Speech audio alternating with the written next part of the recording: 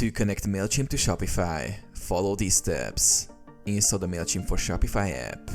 Go to the Shopify App Store and search for Mailchimp for Shopify. Click Add the app and then follow the prompts to install it. Authenticate your Mailchimp account. After installation, open the Mailchimp for Shopify app in your Shopify admin. Click Connect to Mailchimp and log in with your Mailchimp account credentials. Select your audience. Choose the Mailchimp audience where you want your Shopify customer data to sync. You can either create a new list or select an existing one. Sync your store data.